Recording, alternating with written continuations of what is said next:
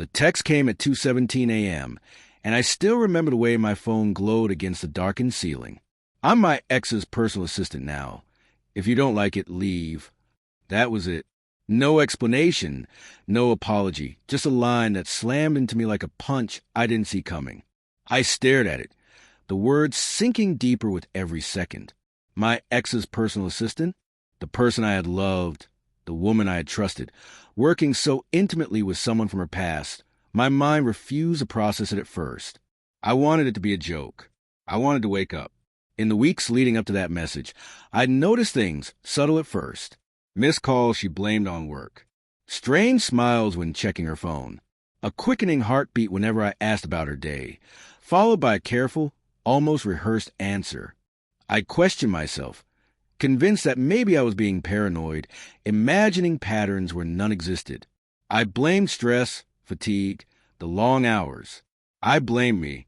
But now, staring at her words, I knew it wasn't my imagination.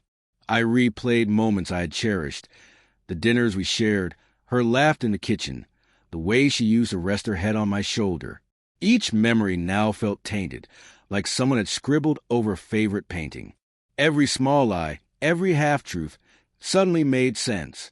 I could see the little inconsistencies, the way she would hide her phone just a little too quickly, or how she seemed to brighten when certain messages came through. I tried to call her, my fingers trembling, the dial button feeling heavier than it ever had. She didn't pick up. I left a voicemail, my voice tight, choking with disbelief. I don't understand why. Silence. Hours passed. I scrolled through our old messages, looking for a clue, something that explained this abrupt betrayal. Nothing. Just normal conversations, laughter, plans, shared dreams. Dreams that now felt hollow. The next morning, I found more evidence. Emails she accidentally left open on her laptop. Calendar invites that made no sense. Texts between her and him that carried a casual intimacy I hadn't heard before. Not explicit, not obscene, just familiar. Too familiar. I could feel my chest tighten with each line I read, the world around me shrinking to the glow of her words on the screen. When she finally walked through the door that evening, I didn't greet her. I just stood there, silent, watching her. The sight of her in our living room, so ordinary, so unaware, made me ache. I wanted to scream, to cry, to shake her until she understood the betrayal. But I didn't. Instead, I asked quietly, why? Her eyes flicked away.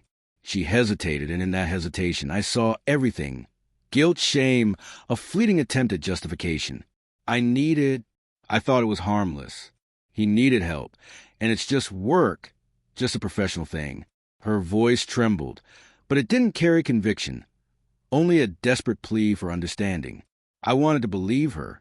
I wanted to forgive. But forgiveness wasn't mine to give yet. I had to protect myself first, from heartbreak, from disbelief, from the slow erosion of trust that had taken place over months. I remembered the love I had for her, but I also remembered the self-respect that love demanded I reclaim. I packed a bag that night, not out of anger, not even fully out of hate, just clarity. I whispered to her, I loved you, more than I should have, maybe, but I can't stay where trust is gone. Her eyes glistened with tears, regret or sadness. I couldn't tell, but it didn't matter. I left quietly, carrying with me the weight of memories, the sting of betrayal, and the first taste of freedom in months. Driving through the night, the city lights blurring past, I felt the ache of loss and the strange relief of choosing myself. Life would be quieter now, lonelier perhaps, but honest. And somewhere deep down, I knew that one day, these wounds would heal, leaving me stronger, wiser, and free from the ghosts of trust broken.